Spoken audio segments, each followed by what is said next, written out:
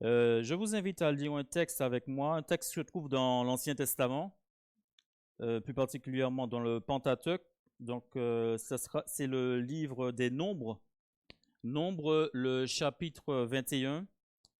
Nous allons faire la lecture à partir du verset 1er jusqu'au verset 9. Donc, Nombres, chapitre 21, et je vais faire la lecture à partir du verset 1er.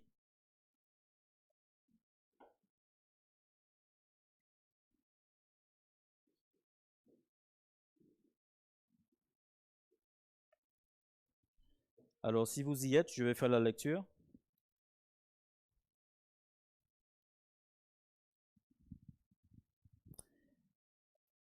Donc, Nombre 21, à partir du verset 1er. Alors, le roi Arad, cananéen, qui habitait le Midi, apprit qu'Israël venait par le chemin d'Atarim. Il combattit Israël et emmena des prisonniers. Alors Israël fit un vœu à l'Éternel et dit, « Si tu livres ce peuple entre mes mains, je dévouerai ces villes par interdit. » L'Éternel entendit la voix d'Israël et livra les Cananéens. On les dévoua par interdit, eux et leurs villes, et l'on nomma ce lieu Horma. Verset 4. Ils partirent de la montagne de Hor par le chemin de la mer Rouge pour contourner le pays d'Édom.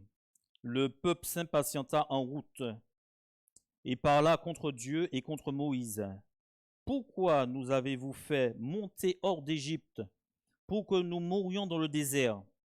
Car il n'y a point de pain, il n'y a point d'eau, et nos âmes sont dégoûtées de cette misérable nourriture. Le verset 6. Alors l'Éternel envoya contre le peuple des serpents brûlants. Ils mordirent le peuple, et il mourut beaucoup de gens en Israël. Le peuple vint à Moïse et dit, « Nous avons péché, car nous avons parlé contre l'Éternel et contre toi. Prie l'Éternel afin qu'il éloigne de nous ces serpents. » Moïse pria pour le peuple. Et l'Éternel dit à Moïse, « Fais un serpent brûlant et place-le sur une perche, et quiconque aura été mordu et le regardera conservera la vie. » Moïse fit un serpent d'airain et le plaça sur une perche, et quiconque avait été mordu par un serpent et regardait le serpent d'airain conservait la vie. Amen. Prions encore. Seigneur, nous voulons te dire encore merci. Merci pour cette première partie. Merci pour ce moment que tu nous permets de passer en ton nom. Et nous voulons te prier pour cette seconde partie, Seigneur Jésus, afin que tu puisses nous encourager, nous fortifier dans ces temps difficiles dans lesquels nous nous trouvons, afin que nous puissions toujours trouver la force en toi et avancer en ayant les yeux fixés sur toi.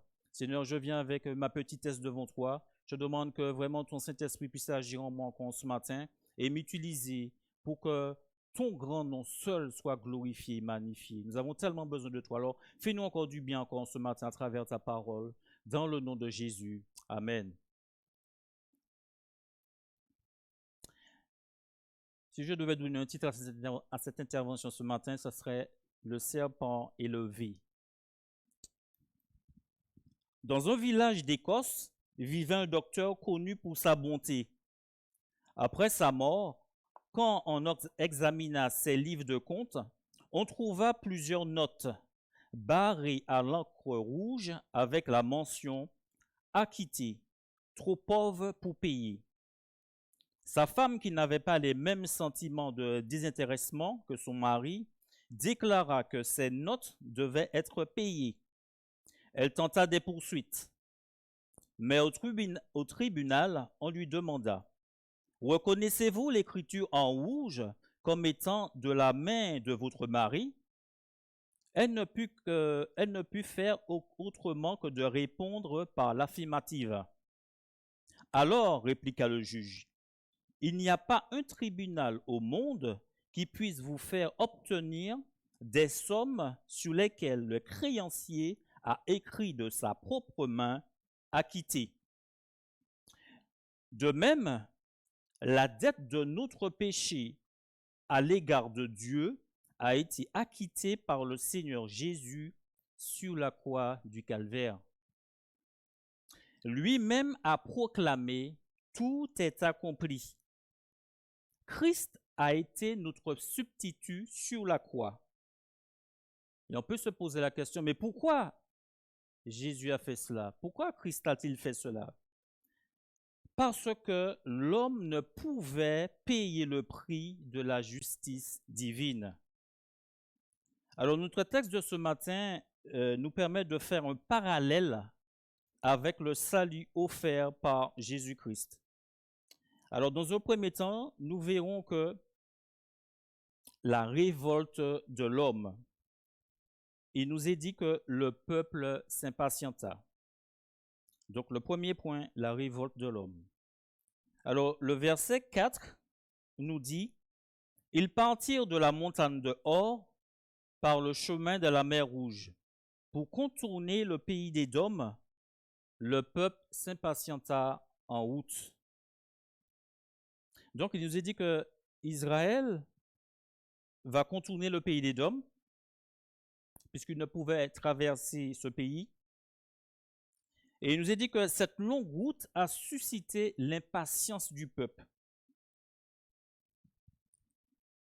Un texte parallèle nous permet d'avoir un peu plus d'informations.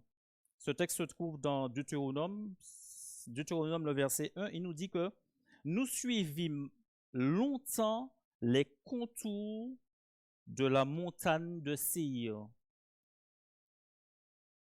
Combien de temps ce voyage a duré? Nous ne savons pas, parce que le texte ne nous le dit pas. Mais une chose est sûre, c'est que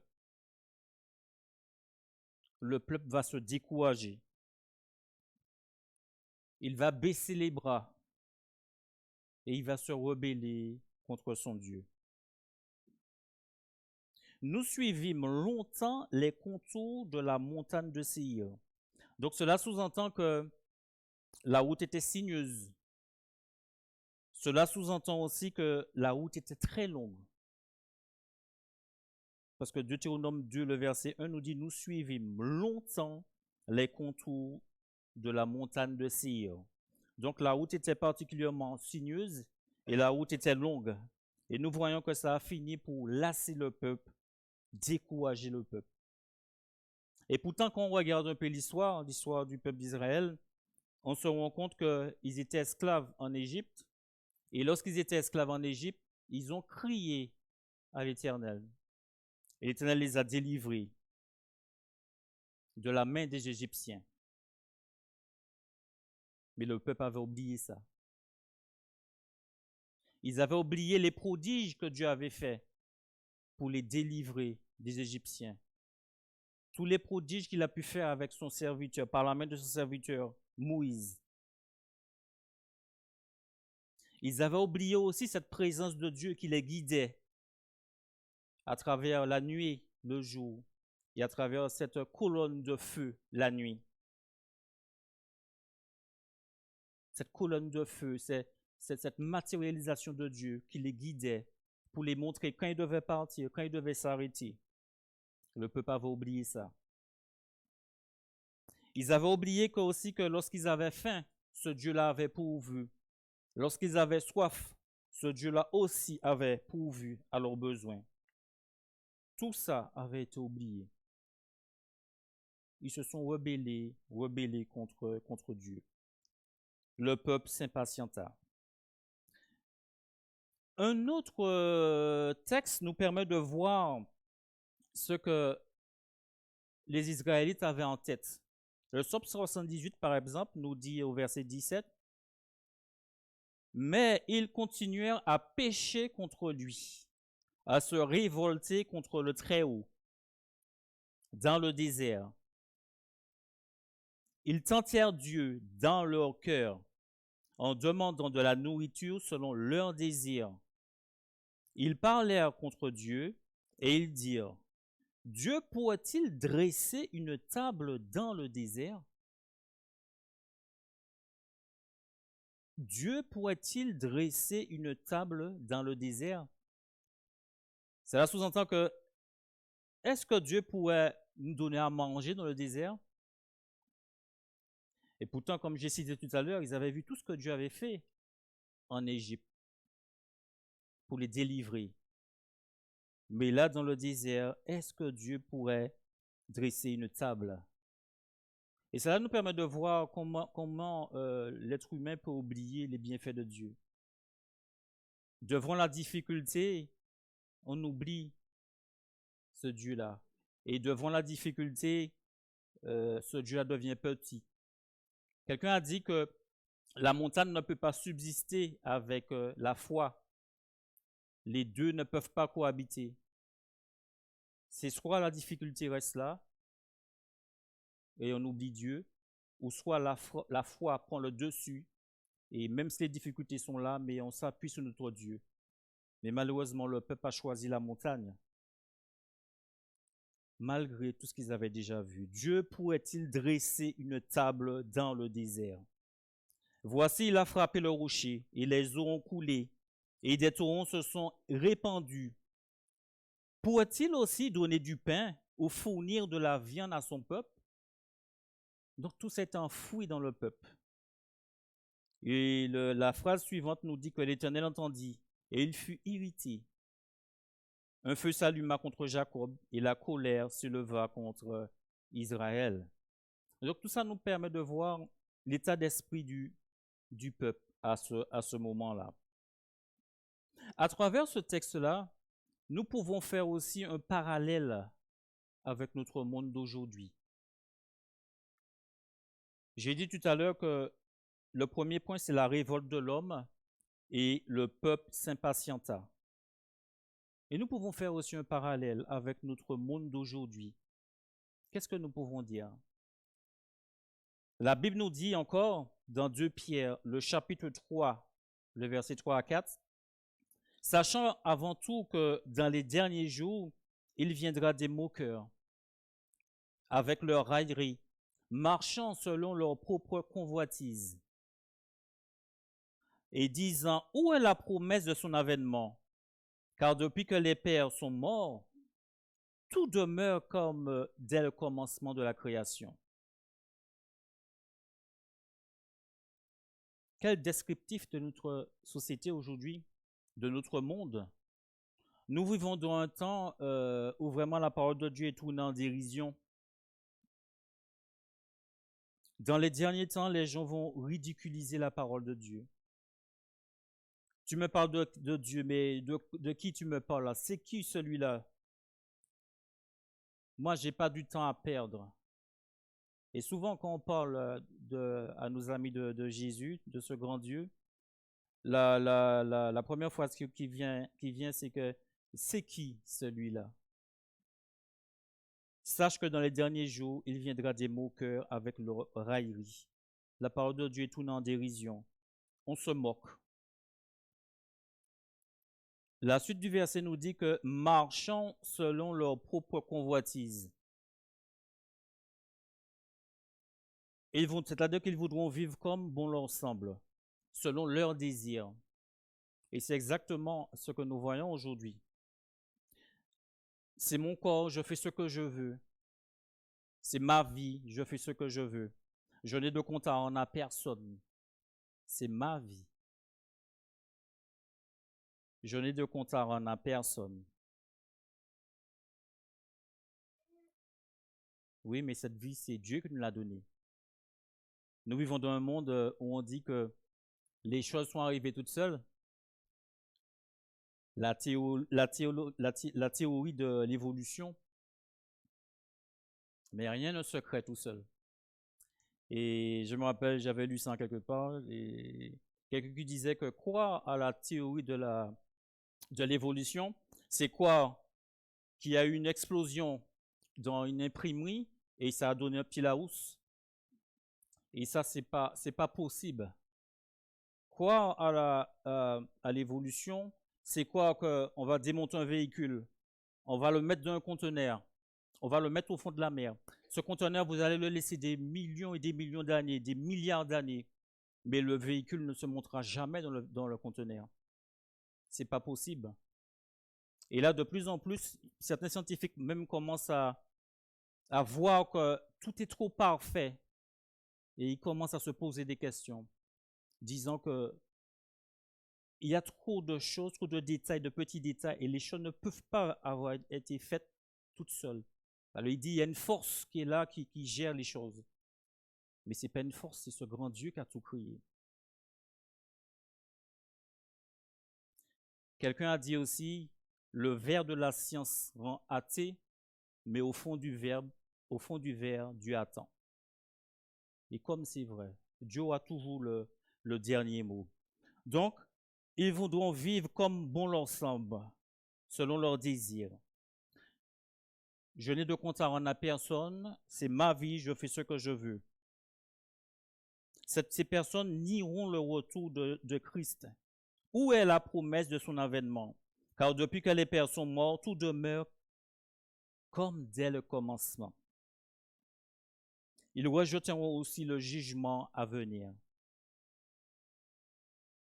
Je me rappelle que j'avais lu en quelque part un sondage qui avait été réalisé aux États-Unis et il posait aux gens la question, que pensez-vous des évangélistes? Et la réponse qui était venue, c'était que ce sont des gens qui font peur. Les évangélistes, ce sont des gens qui font peur. Je ne crois pas. En fait, les évangélistes, ce sont plus des gens, ce sont plus des sentinelles. La sentinelle doit avertir du danger, parce qu'il y a un danger qui vient. Et c'est le rôle de la sentinelle, c'est avertir le peuple qu'il y a un danger, il y a un danger qui vient. La Bible dit que sans tenir compte des temps d'ignorance, je crois que c'est dans Acte 17, sans tenir compte des temps d'ignorance, Acte 17, le verset 30, je crois, sans tenir compte des temps d'ignorance, Dieu annonce à tous les hommes qu'ils ont à se repentir, car il a fixé un jour où il jugera par l'homme qu'il a choisi, à savoir, cet homme-là, c'est Jésus-Christ.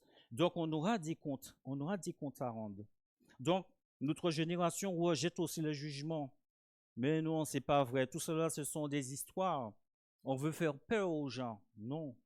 Simplement, nous sommes des sentinelles. Nous devons dire au peuple ce que la Bible dit. Donc, il n'y a pas de jugement selon eux. Il est vrai que notre société croit au principe de l'uniformisme. L'uniformisme qui dit que les phénomènes naturels fonctionnent de manière uniforme depuis le commencement de la Terre. Ça veut dire que les choses ont été créées et puis il y a un système et puis le système va toujours se poursuivre. Tout est stable et les choses continueront comme ça. Non.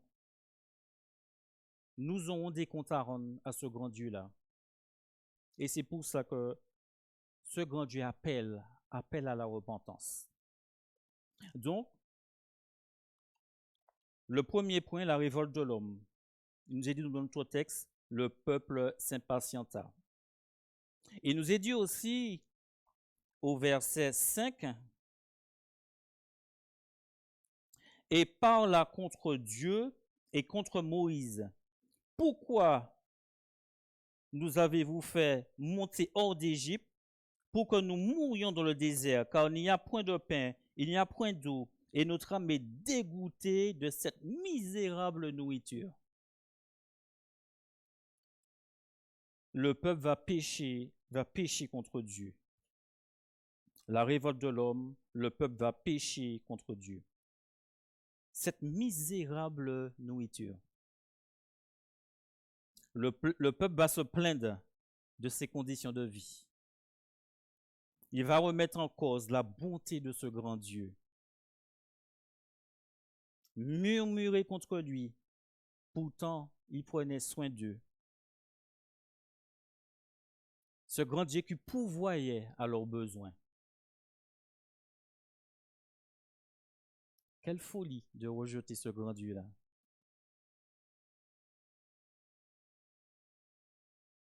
Il n'y a point de pain, il n'y a point d'eau, et notre âme est dégoûtée de cette misérable nourriture.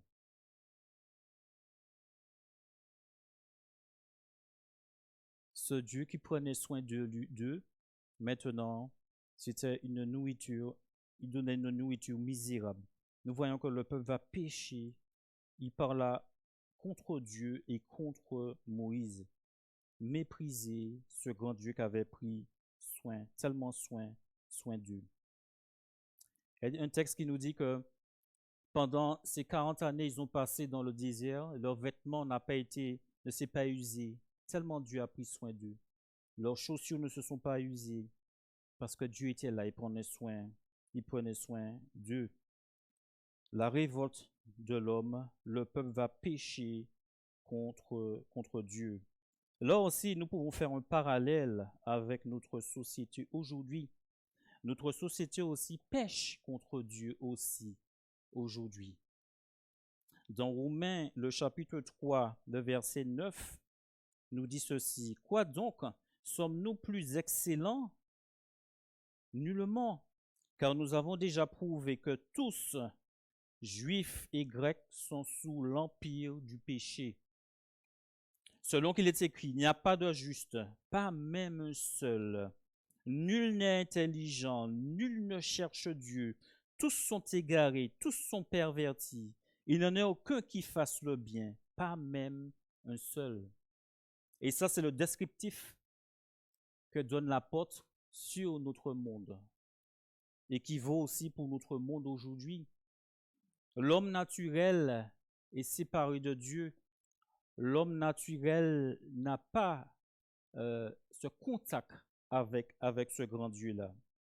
Tous sont égarés, tous sont pervertis, nul n'en est, tous sont pervertis, il n'en est aucun, qui fasse le bien, pas même un seul.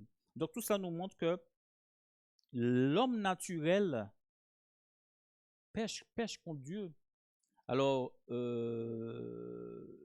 même si il a une certaine morale, mais le problème c'est que lorsque nous naissons, nous sommes tous issus d'Adam et Ève, et le fait qu'Adam et Ève ont péché, donc toute la race humaine est pécheresse en quelque sorte. Et même si nous ne péchons pas de façon grotesque, je vais dire, nous n'avons pas tué, nous n'avons pas volé, mais le fait que nous sommes issus d'Adam et Ève, nous sommes pécheurs. Si en amont, la source est polluée, en aval aussi, elle est polluée. Et c'est ça notre dilemme. Le fait que nous sommes issus d'Adam et Ève, nous sommes pécheurs. Et nous n'avons l'homme, s'il ne passe pas par la nouvelle naissance, s'il n'a pas cette communion avec son Dieu, il demeure loin de ce Dieu-là, parce que Adam et Ève a péché, Adam et Ève ont péché, et ça a jeté le péché, la séparation avec Dieu, et c'est pour cela que l'être humain a besoin de Jésus-Christ. Donc, le peuple va pécher contre Dieu, et par la même occasion, notre monde aussi est en rébellion contre ce Dieu-là. Un deuxième point que notre texte nous permet de voir, c'est le jugement de Dieu.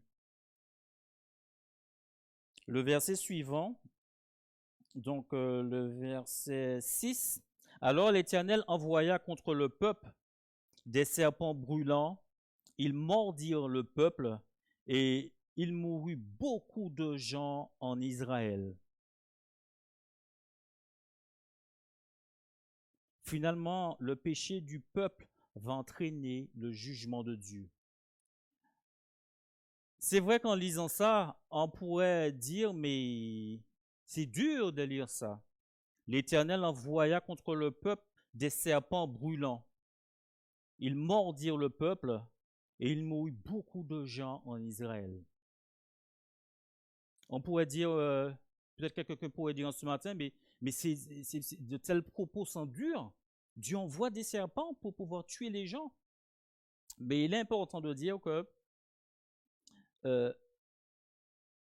le Dieu que souvent dans notre société, on représente Dieu avec ce vieillard comme un vieillard avec un bâton, de longs cheveux, un bâton, et puis dès que vous ratez une marche, vous recevez un coup de bâton. Lorsque nous lisons la Bible, cette description ne correspond pas au grand Dieu. Certaines personnes aussi pensent que parce que Dieu est bon, il y a cette option aussi qu'un Dieu qui pardonne tout, un Dieu qui passe la main sur tout, il est tellement bon qu'il passe la main sur tout. Tout ce qu'on fera, ça sera pardonné. Et malheureusement, quand on lit la Bible, on ne voit pas ce Dieu-là non plus. la Bible, le Dieu qu'on voit en lisant la Bible, c'est un Dieu, oui, qui est bon, c'est un Dieu d'amour, un Dieu de compassion, mais un Dieu qui punit aussi, un Dieu qui punit celui qui fait le mal. Et la Bible nous dit clairement que autant Dieu, il est bon, mais c'est un juste Père, mais il nous est dit aussi que c'est un feu dévorant. Ça veut dire que il va pas punir l'innocent pour le coupable, mais celui qui, le coupable sera puni aussi. Et c'est ça, Dieu n'est pas cet être faible qui passe la main sur n'importe quoi. Et quand Dieu donne les directives, on passe outre les directives. Un jour, il faudra lui rendre des comptes. Et que le verset d'Acte 17, le verset 30, est approprié. Sans tenir compte des temps d'ignorance, Dieu annonce à tous les hommes qu'ils ont à se repentir parce qu'on aura des comptes à rendre à la fin de notre vie. Alors souvent, on entend que, mais non, ce sont des balivernes, tout ça. Mais la Bible nous dit qu'on aura des comptes à rendre à Dieu. Un jour, il va falloir rendre des comptes. Et le jugement de Dieu, il est là. La Bible nous dit clairement que cette terre-là est réservée pour le feu. Et Jésus est venu, c'est pour ouvrir cette porte pour emmener l'homme qui l'accepte au ciel. Mais ceux qui ne veulent pas de Jésus, ils auront des comptes à rendre à ce grand Dieu. Donc oui, c'est un Dieu d'amour, mais c'est un Dieu aussi qui punit, hein, nous dit la Bible. David disait que c'est quelque chose de terrible que de tomber dans les mains du Dieu vivant. Ça veut dire oui, c'est un Dieu d'amour, mais qu'on le retrouve comme juge, mais c'est terrible. Alors, vaut mieux le trouver comme sauveur que de le trouver comme juge. Parce que qu'on le trouve comme juge, c'est pas du tout pareil. C'est pas du tout pareil. Donc oui, Dieu parle, Dieu demande à l'homme de faire des choses, et si l'homme refuse, il aura des comptes à lui rendre. Donc oui, l'Éternel envoie contre le peuple des serpents brûlants qui mordirent le peuple. Je crois qu'il est important de dire aussi que ce texte, donc Nombre 21, se situe quasiment à la fin du voyage du voyage du peuple dans le désert. Ça veut dire que Nombre 21, ça faisait déjà 40 années que le peuple était dans le désert. Peut-être que vous me direz, mais qu'est-ce qui me permet de dire ça? Le passage d'avant, pardon, Nombre 20, parle de la mort d'Aaron. La mort d'Aaron. Et lorsqu'on va plus loin dans Nombre, je crois c'est Nombre 33, je crois le verset 38, qui dit que Aaron est décédé, est mort la 40e année de la sortie d'Égypte. Ça veut dire que Aaron est décédé 40 ans après leur sortie d'Égypte.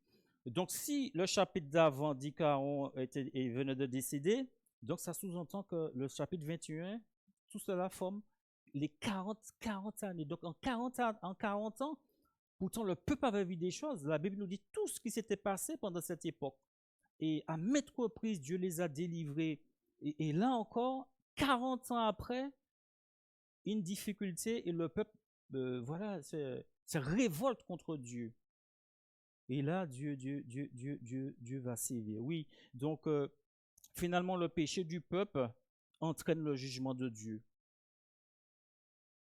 Parce que la sainteté de Dieu aussi ne permet pas d'accepter le péché. Dieu est saint et il veut que son peuple aussi soit saint. Le jugement de Dieu arrive parce qu'il ne supporte pas le péché. Dieu est saint et il veut que son peuple soit saint. Et la Bible nous dit clairement que nul ne peut aller au ciel tout en demeurant dans ses péchés. La Bible nous dit que là où Dieu réside, il n'y a pas de péché. C'est vrai que ce sont des choses qui nous dépassent. Un Dieu 3 fois saint. Dieu ne supporte pas le péché. Donc ce deuxième point, le jugement de Dieu, il ne supporte pas le péché.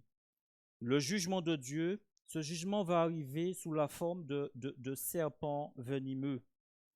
Le serpent à lui-même est l'image du péché condamné. Et dans 2 Corinthiens, par exemple, chapitre 11, il nous dit toutefois, de même que le serpent séduisit Ève par sa ruse, je crains que vos pensées ne se corrompent et ne se détournent de la simplicité à l'égard de Christ. Donc, le serpent est l'image du péché condamné. Donc, Satan lui-même s'est servi du serpent pour pouvoir séduire Ève. Donc, ce deuxième point nous montre que le jugement de Dieu, pourquoi? Parce qu'il ne supporte pas le péché, pardon. Le jugement de Dieu, il va se présenter sous forme de serpent venimeux. Et maintenant, je voudrais voir le dernier point. Dieu va pourvoir au salut du peuple. L'Éternel dit à Moïse,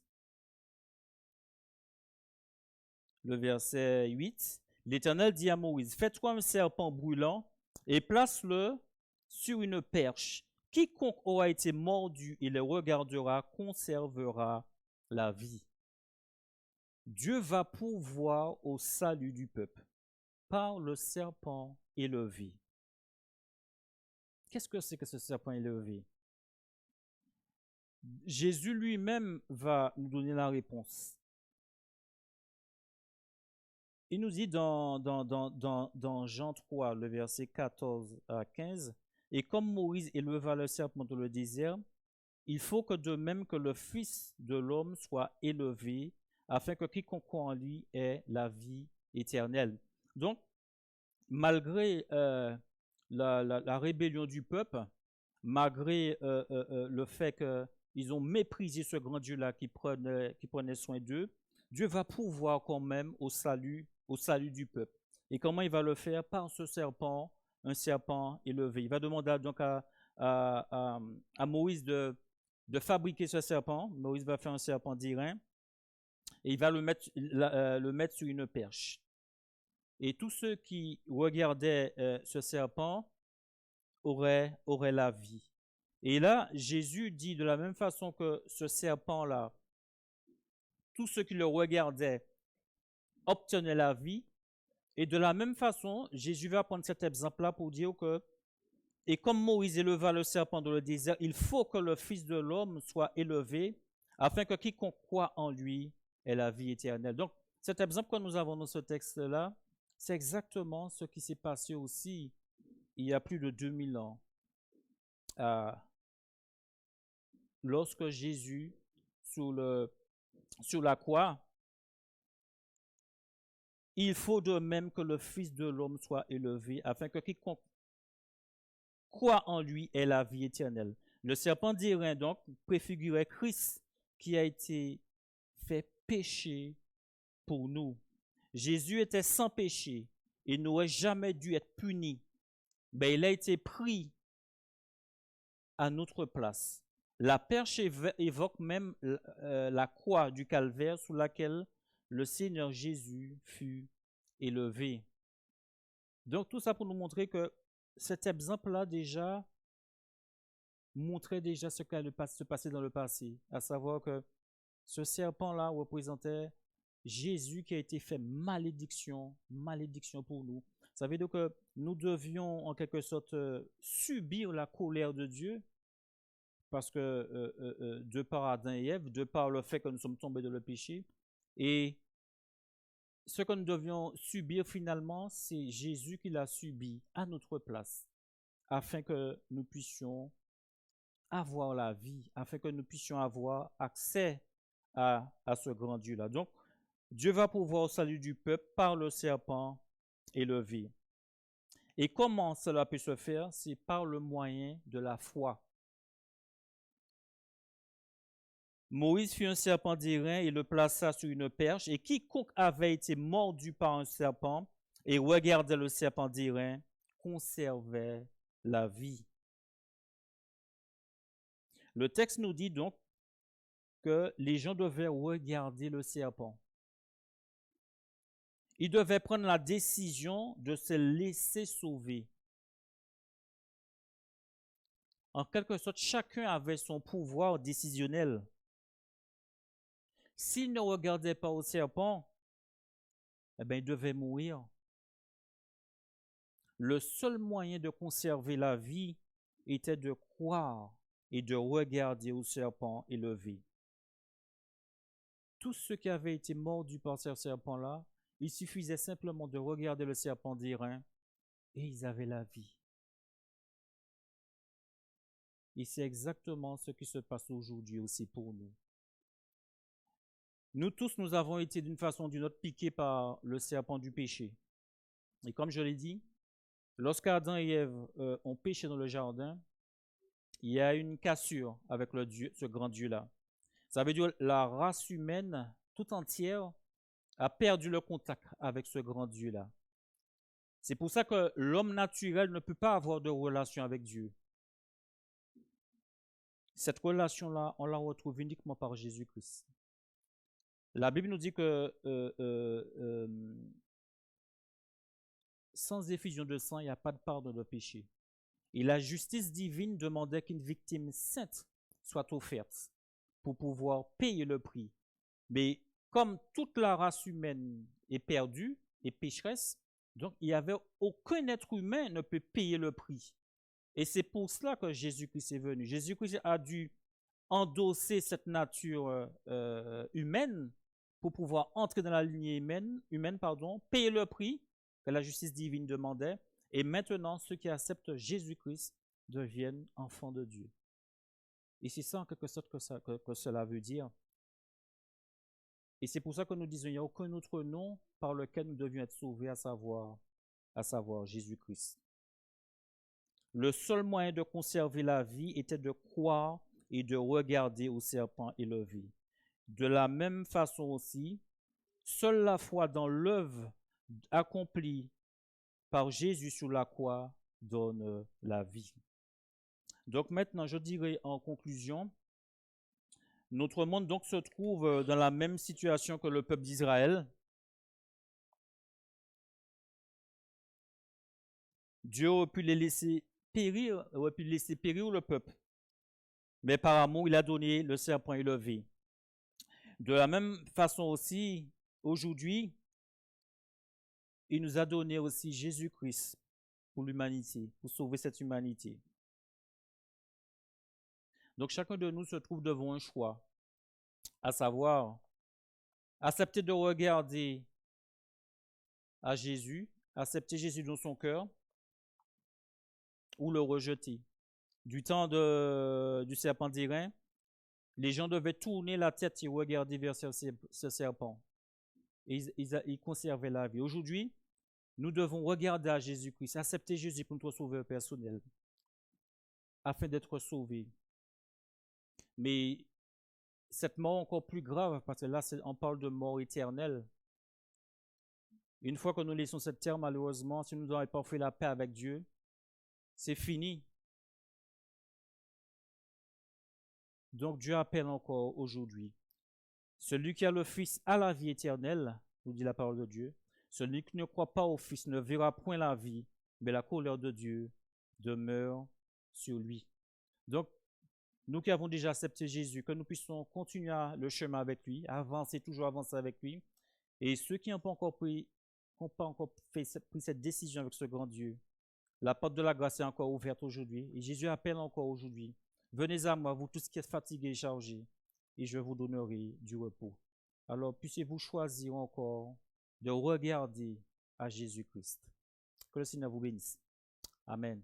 Je vais juste prier. Seigneur, je veux te dire encore merci pour ta parole. Seigneur, que tu bénisses encore chacun de nous et tu nous permets de toujours regarder à toi. Ceux qui n'ont pas encore fait la paix avec toi, qu'ils puissent s'empresser de venir avant que la porte de la grâce soit fermée. Bénis encore chacun de nous dans le nom de Jésus. Amen. Que le Seigneur vous bénisse. Amen.